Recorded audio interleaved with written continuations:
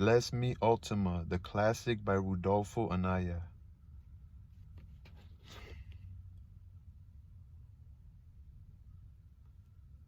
Bless Me Ultima.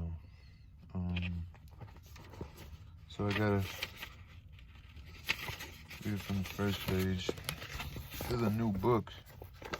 I'm sure they do a lot of repairs to these books. They use tape and things of that nature. So,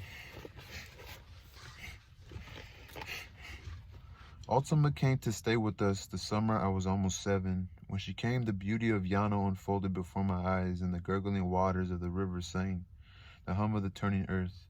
The magical time of childhood stood still, and the pulse of the living earth pressed its mystery into my living blood. She took my hand, and the silent magic power she possessed made beauty from the raw, sun-baked Llano, the green river valley, and the blue bowl which earth and my body trembled with the blue bowl which was the white sun's home.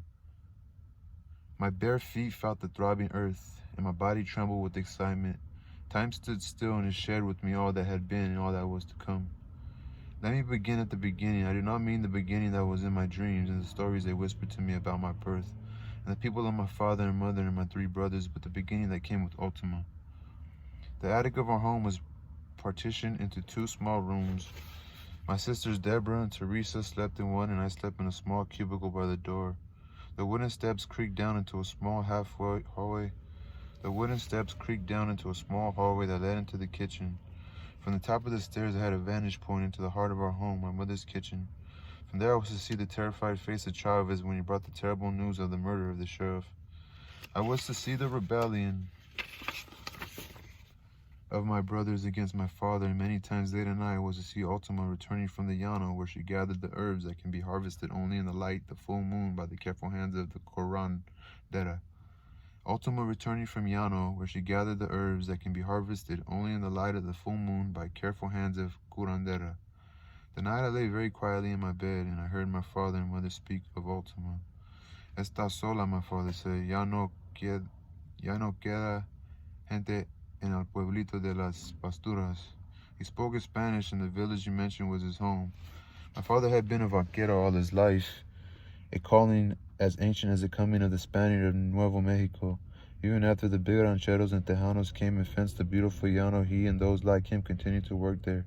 I guess because only in that wide expanse of land and sky could they feel the freedom their spirits needed.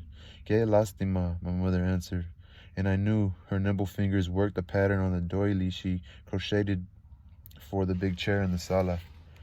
I heard her sigh, and she must have shuddered too when she thought of Ultima living alone in the loneliness of the wide Llano.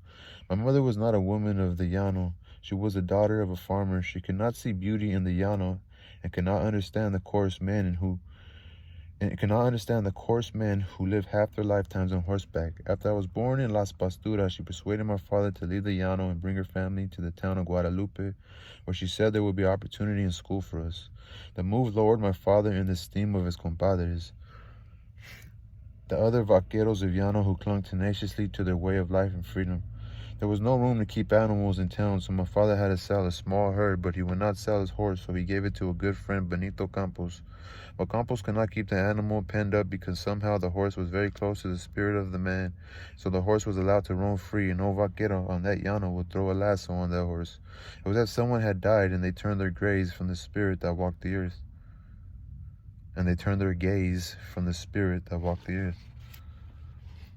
I heard my father's pride. He saw less and less of his old compadres. He went to work on the highway, and on Saturdays after they collected their pay, he drank with his crew at the Longhorn, but he was never close to the men of the town. Some weekends the llaneros would come into town for supplies, and old amigos like Bonnie or Campos or the Gonzalez brothers would come by to visit. Then my father's eyes lit up as they drank and talked of the old days and told the old stories.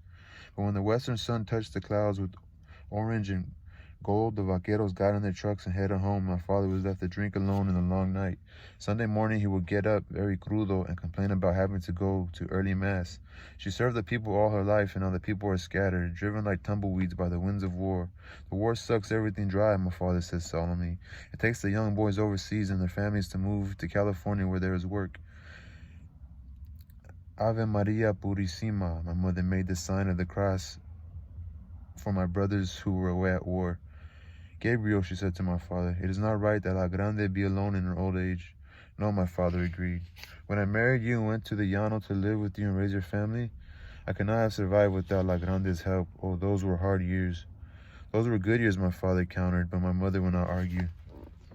There isn't a family she did not help. She continued. No road was too long for her to walk to its end to snatch somebody from the jaws of death, and not even the blizzards of the Llano could keep her from a appointed place where a baby was to be delivered.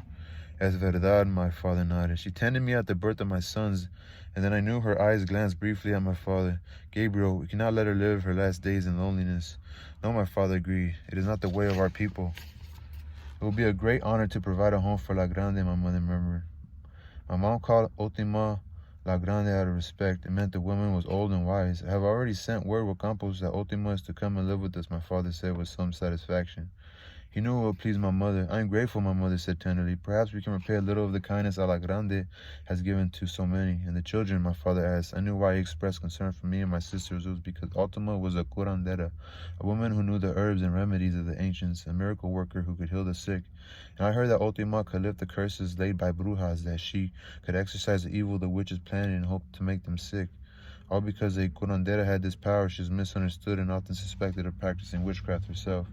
I shuddered and my heart turned cold at the thought. The cuentos of the people were full of tales of evil done by brujas. She helped bring them into the world. She cannot be good for the children. She cannot be but good for the children, my mother answered. So it was decided that Ultima should come and live with us. I knew that my father and mother did good providing a home for Ultima. It was a custom to provide for the old and sick. There was always room in the safety and warmth of La Familia for one more person, be that person stranger or friend. It was warm in the attic, and I lay quietly listening to the sounds of the house, falling asleep and repeating a Hail Mary over and over. In my thoughts, I drifted into the time of dreams. Once I had told my mother about my dreams, and she said they were visions from God, and she was happy because her own dream was that I should grow up and become a priest. After that, I did not tell her about my dreams, and they remained in me forever and ever. In my dream, I flew over the rolling hills of the Llano. My soul wandered over the dark plain until it came to a cluster of adobe huts. I recognized the village of Las Pasturas, and my heart grew happy. One mud hut had a lighted window, and the vision of my dream swayed me towards it to be witness at the birth of a baby. I could not make out the face of the mother who rested from the pains of birth, but I could see the old woman in black who tended the just arrived steaming baby. She nimbly tied a knot on the cord that had connected the baby to its mother's blood, then quickly she bent, and with her teeth she bit off the loose end. She wrapped the squirming baby and laid it at the mother's side, and she returned to cleaning the bed. All linen was swept aside to be washed, but she carefully wrapped the useless cord in the afterbirth and laid the package at the feet of the Virgin on the small altar. I sensed that these things were yet to be delivered to someone. Now the people who had waited patiently in the dark were allowed to come in and speak to the mother and deliver their gifts to the baby. I recognized my mother's brothers, my uncles from Puerto de los Lunas. They entered ceremoniously. A patient hope stirred in their dark, brooding eyes. This one be a Luna, the old man said. He will be a farmer and keep our customs and traditions. Perhaps God will bless our family and make the baby a priest.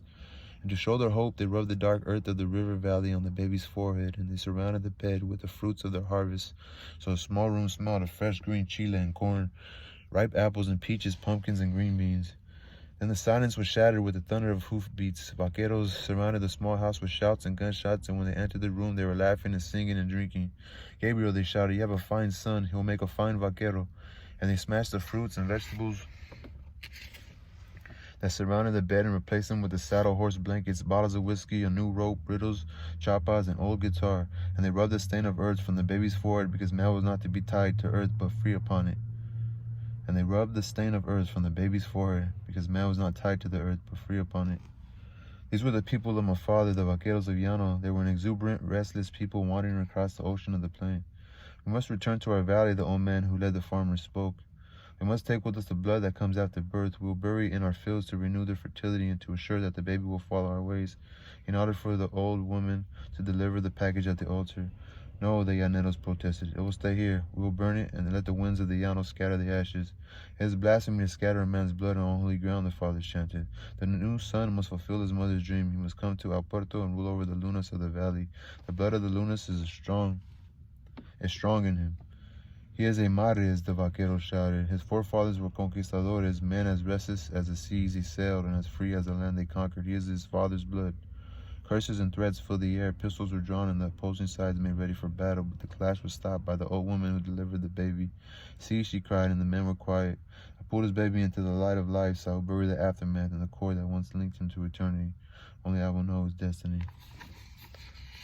So the baby died? Dark were allowed to come in and speak to mother and deliver the gifts to the baby. I got my mother, brothers, my uncles, but this one will be a Luna, the omen. And the Jehovah rubbed the dark earth. Luna, the old man said he will be a farmer. Perhaps God will bless our family. And to show their hope, they rubbed the dark for. And silence was shattered with the thunder of hoofing. Vaqueros surrounded small Gabriel. They shouted, "You're a fine son, make a fine vaquero." I surrounded the bed, replaced them with the saddle, horse blankets, policy. And there were people with my father. Oh, they're taking the blood that comes after birth, so I get what's happening. The dream began to dissolve. When I opened my eyes, I heard my father cranking the truck outside. I wanted to go with him, wanted to see La Pasturas, I wanted to see Ultima. I dressed hurriedly, but I was too late. The truck was bouncing down the goat path that led to the bridge and the highway. I turned as I always did and looked down the slope of our hill to the green of the river.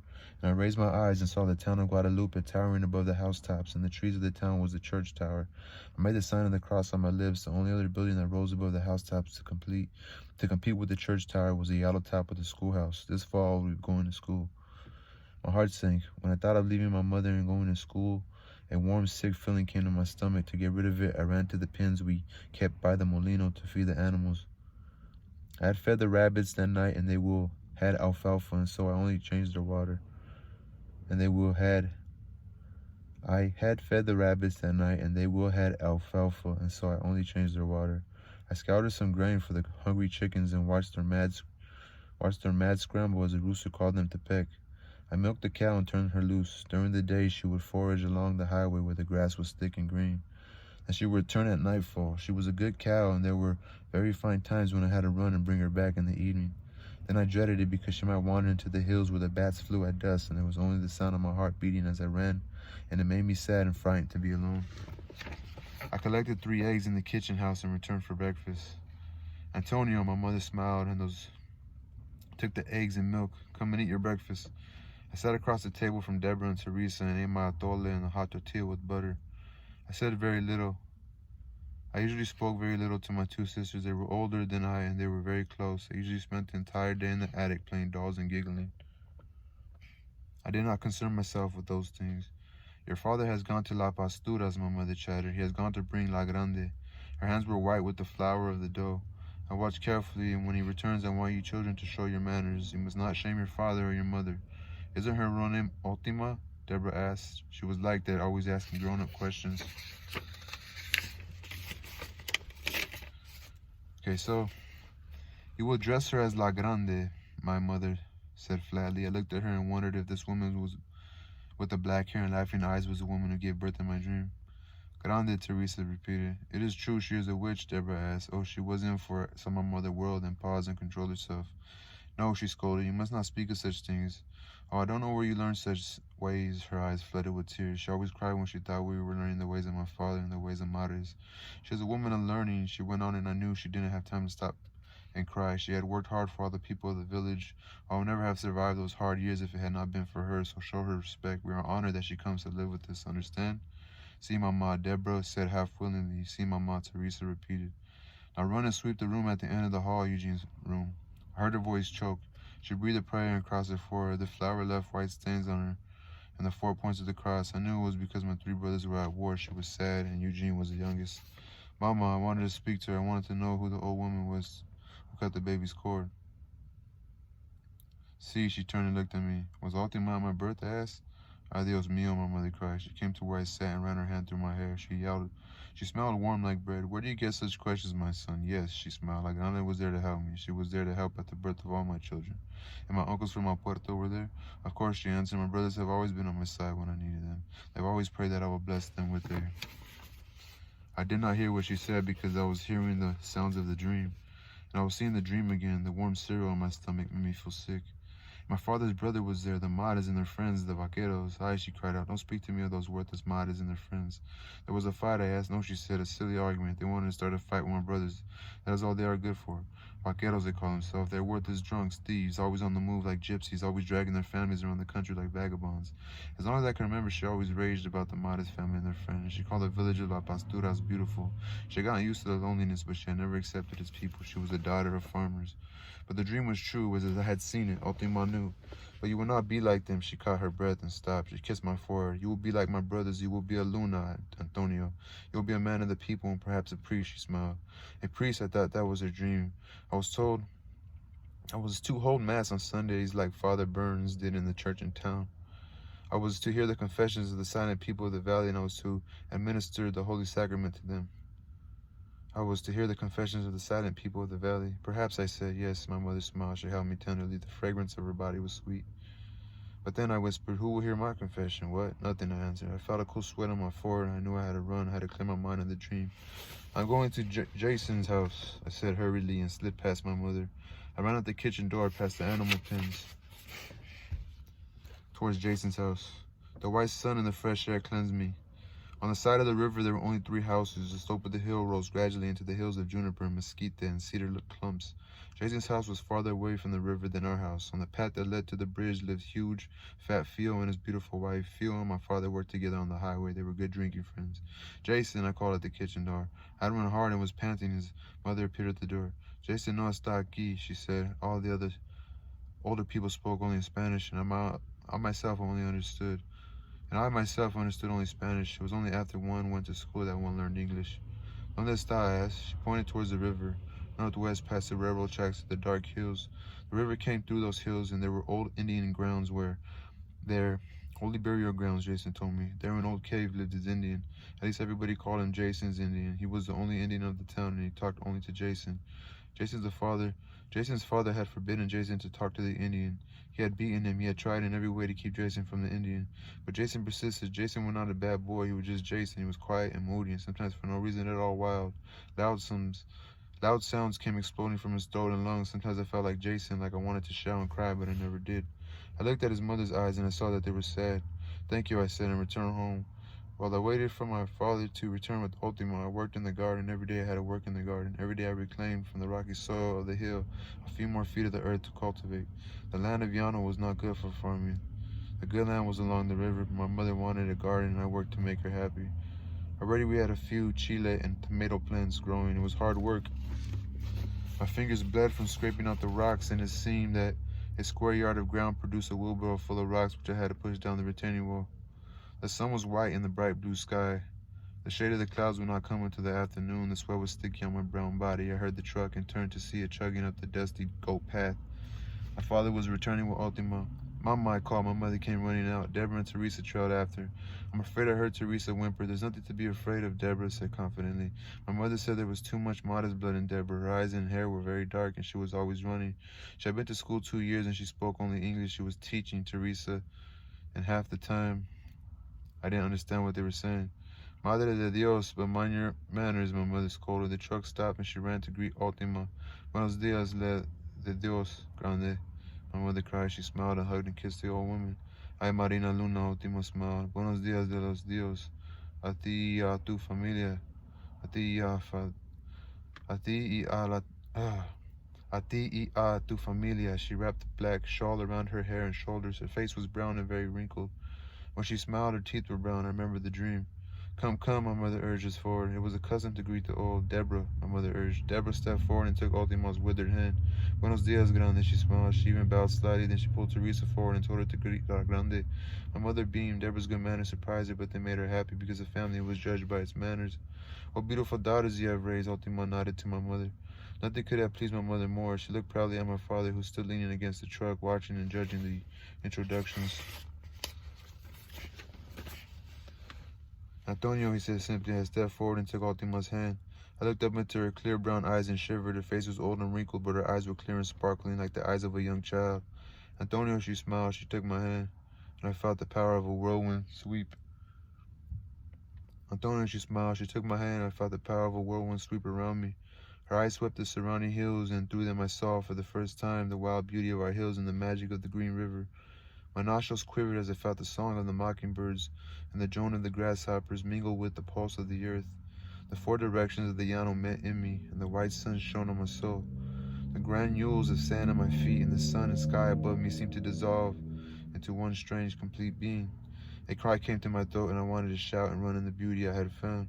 Antonio, I found my mother proud of me. Deborah giggled because she made the right greeting, and I, who was to be my mother's hope and joy, stood voiceless. Buenos dias, le Dios, Ultima, I muttered. I saw in her eyes my dream. I saw the old woman who had delivered me from my mother's womb. I know she held the secret of my destiny. Antonio, my mother was shocked I had used her name instead of calling her Grande. But Ultima held up her hand. Let it be, she smiled. This was the last child I pulled from your womb, Maria. I knew there would be something between us. My mother, who had started to mumble apologies, was quiet. As you wish, Grande, she nodded. I've come to spend the last days of my life here, Antonio, Ultima said to me. You will never die, Ultima, I answered. I will take care of you. She let go of my hand and laughed. Then my father said, Pase, Grande, pase.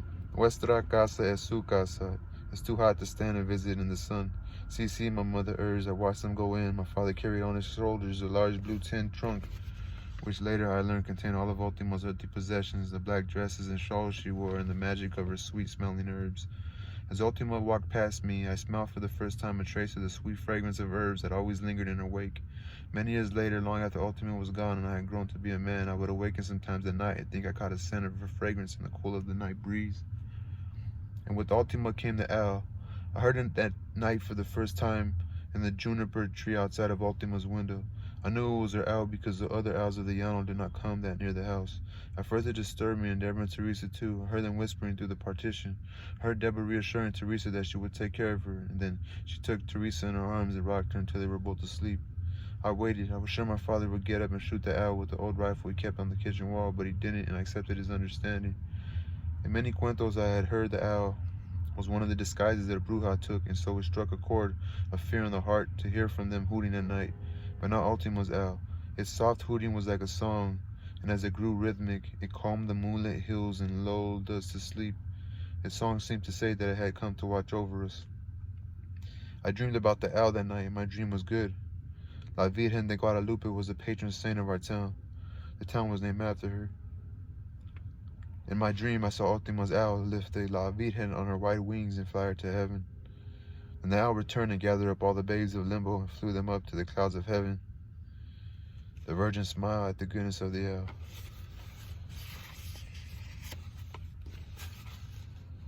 All right, do I keep going? Let me drink a little water. I'm on chapter 2.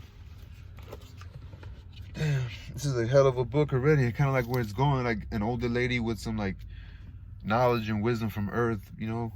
It's kind of like she believes in like the Earth and the goodness of it. It's crazy. I love it so far. Ultima. Her name's Ultima, but La Grande. It's a trip. I feel like there's gonna be some crazy shit in this book. Glad I done about this water because I gotta go restroom. Anyway, this is chapter 1, guys. Peace.